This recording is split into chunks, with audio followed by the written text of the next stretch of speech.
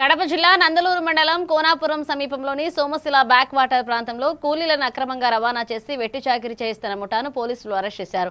Rajampet ASP Manoj Ramnath Hegde మీడియాకు వివరాలు వెల్లడించారు. రైల్వే బస్ స్టేషన్ల వద్ద అమాయకులను మాయమాటలతో చేపల వేటలకు పంపించి జాలర్లకు కమిషన్పై విక్రయిస్తున్నట్లుగా గుర్తించిన పోలీసులు దాడులు నిర్వహించి 11 మంది కూలీలను రక్షించారు. నిందితులను అరెస్ట్ చేసి రిమాండ్కు తరలించారు. పోలీస్ బృందాన్ని ఏఎస్పీ అభినందించారు. ఒడిశా కానీ బీహార్ కానీ వెస్ట్ బెంగాల్ కానీ మన రాష్ట్రంలోనే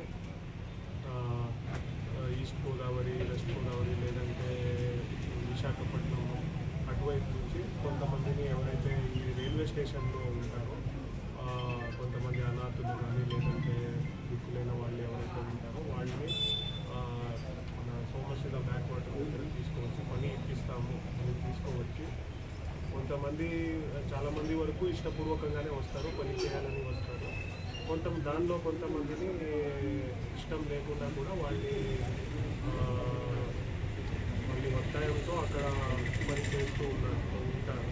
సో ఇది లేదంటే కొంతమందిని విజయవాడ రైల్వే స్టేషన్లో కానీ తిరుపతి రైల్వే స్టేషన్లో కానీ కొంతమందికి మాయమాటలు చెప్పి మోసపూర్వకంగా తీసుకురావడం కూడా జరిగింది.